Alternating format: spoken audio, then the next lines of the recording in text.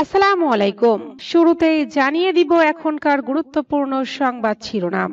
গির্জাঘাত লাগতে ইসরায়েলকে যুক্তরাষ্ট্রের হুঙ্কার। 580 মসজিদ গুড়িয়ে দিলেও কেন নিশ্চুপ সৌদি আরব? ফিলিস্তিনিদের মৃত্যু মেনে নেওয়া হবে না, এরদোয়ান। ইসরায়েলকে যুদ্ধ থামাতে 25 পশ্চিমা দেশের একজোট বার্তা। সাগরে ঝড় তুলবে রাশিয়া ও ইরান, বাড়ছে পশ্চিমাদের উদ্বেগ। বিছানায় পড়া নেতানিয়াহু, যায় যায় অবস্থা। ইসরায়েলের বিমান হামলার জবাব ড্রোন ক্ষেপণাস্ত্র হামলায় দিল হুতি। 5 সামরিক ঘাঁটি সম্পূর্ণ ধ্বংস। ইরান তো আইএই এর তত্ত্বাবধানে আছে, কিন্তু ইসরায়েল কোন চুক্তিতে আবদ্ধ? শুনছিলেন সংবাদ শিরোনাম, এবার বিস্তারিত। তবে তার আগে অনুরোধ থাকবে ভিডিওতে একটি লাইক দিন এবং কোথায় থেকে আমাদের ভিডিওটি দেখছেন কমেন্টে জানিয়ে দিন। গির্জা আঘাত লাগতে ইসরায়েলকে যুক্তরাষ্ট্রের হুঙ্কার। 580 মসজিদ গুড়িয়ে দিলেও কেন নিশ্চুপ সৌদি আরব? গাজা যুদ্ধ ইতিহাসে শুধু একটি সামরিক সংঘাত নয়, এটি হয়ে দাঁড়িয়েছে ধর্মীয় নিদর্শন ও ধর্মীয় অনুভূতির প্রতি বৈশ্বিক রাজনীতির পক্ষপাত দুষ্ট আচরণের এক জ্বলন্ত উদাহরণ। 2023 সালের 7 অক্টোবর শুরু হয় ইসরায়েলি বাহিনীর বর্বরোচিত হামলায় গাজা ভূখণ্ডের প্রায় 80% পরিণত হয়েছে ধ্বংসস্তূপে। এর মধ্যে সবচেয়ে বেশি ক্ষতিগ্রস্ত হয়েছে মসজিদ, ইসলামের পবিত্রতম ঐতিহাসিক, আধ্যাত্মিক ও সামাজিক কেন্দ্রবিন্দু। আন্তর্জাতিক সংবাদ মাধ্যম স্থানীয় পর্যবেক্ষকদের মতে 2023 সালের অক্টোবর থেকে 2025 সালের জুন পর্যন্ত ইসরায়েলি হামলায় অন্তত 580টি মসজিদ সম্পূর্ণ বা আংশিকভাবে ধ্বংস হয়েছে। এর মধ্যে 310টি মসজিদ সম্পূর্ণ ধ্বংস হয়েছে, যেখানে নামাজ আদায় প্রায় অসম্ভব। বাইতুল মুকাদ্দাস বিশ্ববিদ্যালয়ের ইসলামিক স্টাডিজ বিভাগের তথ্য মতে 45টির বেশি মসজিদ ছিল অটোম্যান শাসনামলের, যেগুলো 2 শতাধিক বছর আগের। শিশু ও বৃদ্ধ সহ অসংখ্য সাধারণ মানুষ নিহত হয়েছেন যখন তারা আশ্রয় নিয়েছিলেন মসজিদটিতে। এমন দীর্ঘ নিশ্চবতার মধ্যে বিশ্ব সম্প্রদায় যেন হঠাৎ জেগে ওঠে চলতি বছরের 17 জুলাই, যখন গাজার হলি ফ্যামিলি চার্চের একাংশ ইসরায়েলের হামলায় ক্ষতিগ্রস্ত হয়। এটি গাজার একমাত্র ক্যাথলিক গির্জা। এই হামলায় 3 জন নিহত ও বহু আহত হয়েছেন, যার মধ্যে আছেন যাজক গ্যাব্রিয়েল রোমানালিওতেও। ইসরায়েলি সামরিক প্রতিবেদন বলছে একটি লক্ষ্যভ্রষ্ট হওয়া শেলের আঘাত হয়েছে, কিন্তু এটি তারা তদন্ত করে দেখবে। এই ঘটনার পরপরই মার্কিন প্রেসিডেন্ট ডোনাল্ড ট্রাম্প প্রকাশ্যে হুঁশিয়ারি দিয়ে বলেন, নেতানিয়াহু আমাকে হতাশ করেছে। তিনি এখন পুরোপুরি সীমা ছাড়িয়ে গেছে।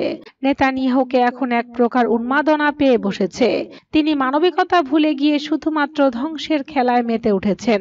গির্জা আক্রান্ত হলে সেখানে পশ্চিমাদের নেতৃত্বে বিশ্বের নৈতিক অনুভূতি জেগে ওঠে, কিন্তু মসজিদ ধ্বংস হয়ে গেলেও কেউ মুখ খোলে না। এটা ধর্মীয় শ্রেণী বৈষম্য নয় তো কি? অনেকের মনে প্রশ্ন জাগে, এতদিন একের পর এক মসজিদের ধ্বংসস্তূপ দেখেও কেন কারো বিবেক কাঁপল না? গাজা ইসলামের ঐতিহাসিক নিদর্শন ও পবিত্র স্থানগুলোর উপর এমন নির্বিচার হামলার পরেও মুসলিম বিশ্বের নীরবতা হতাশাজনক। বিশেষ করে সৌদি আরব, যাকে ইসলামের মূল ধারক ও বাহক হিসেবে ধরা হয়, তারা ইসরায়েলের বিরুদ্ধে কোনো অর্থবহ কূটনৈতিক বা রাজনৈতিক পদক্ষেপ নেয়নি। কিছু দায়সারা বিবৃতি ছাড়া সৌদি আরবের পক্ষ থেকে দৃশ্যমান কোনো প্রতিরোধ বা কূটনৈতিক জোট গঠনের চেষ্টাও দেখা যায়নি। ফিলিস্তিনিদের মৃত্যু মেনে নেওয়া হবে না, এরদোয়ান। এক টুকরা রুটি কিংবা এক চুমুক পানির জন্য ফিলিস্তিনিদের মৃত্যুকে বরদাস্ত করা যাবে না বলে কড়া হুঁশিয়ারি দিয়েছেন তুরস্কের প্রেসিডেন্ট রিসেপ তাইয়েপ এরদোয়ান। তিনি বলেন, গাজায় প্রতিদিন এক টুকরা রুটি কিংবা এক চুমুক পানির অভাবে অনেক নিরীহ মানুষ মারা যাচ্ছে। যে কোনো বিবেকবান মানুষ এই নিষ্ঠুরতা মেনে নিতে পারে না। এরদোয়ান ইসরায়েলের দীর্ঘদিনের সমালোচক হলেও এবারের বক্তব্য এসেছে এমন এক সময়ে যখন গাজায় হামাস বিরোধী ইসরায়েলি অভিযানে সৃষ্ট মানবিক বিপর্যয় নিয়ে আন্তর্জাতিক অঙ্গনে সমালোচনার ঝড় উঠেছে।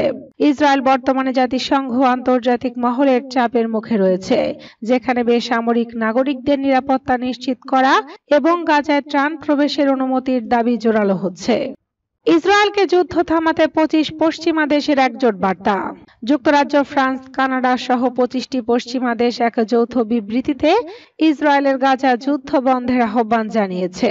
তারা বলেছে, ইসরায়েল গাজায় অমানবিকভাবে মানুষ হত্যা করছে, বিশেষ করে খাবার নিতে আসা সাধারণ মানুষের উপর হামলা চালানো ভয়াবহ।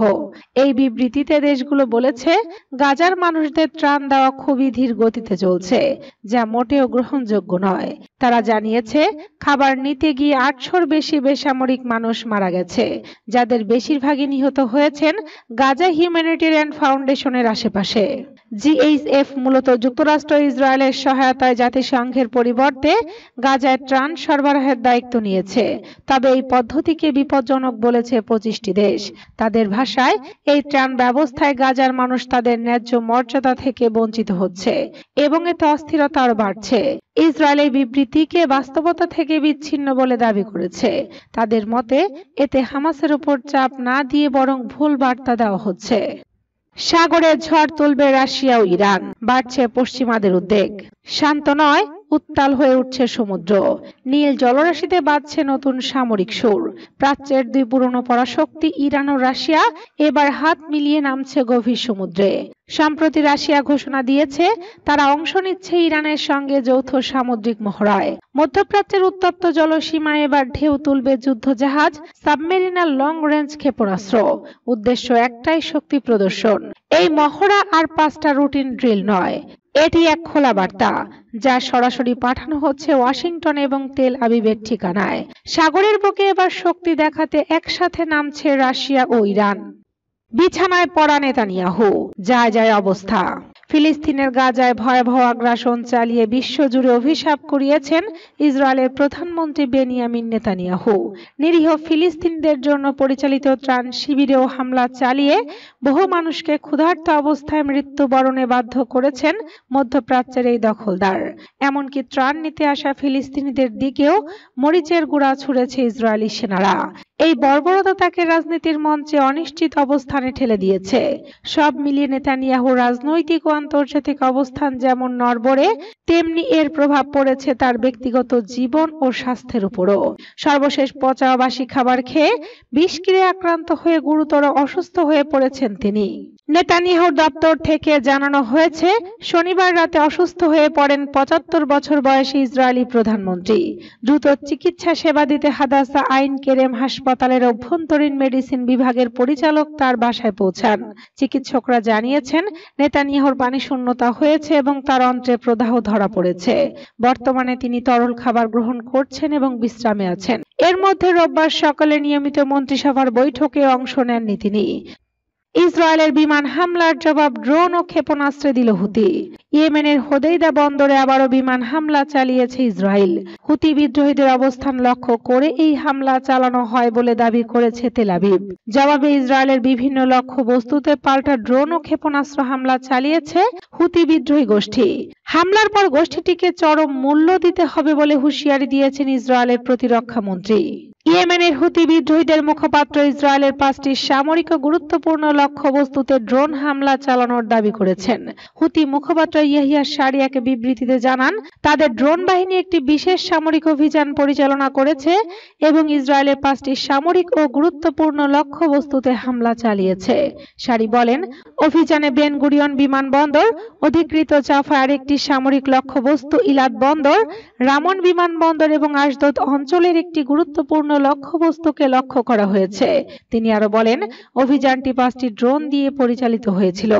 অভিযানটি সফলভাবে তার লক্ষ্যবস্তুতে আঘাত করেছে।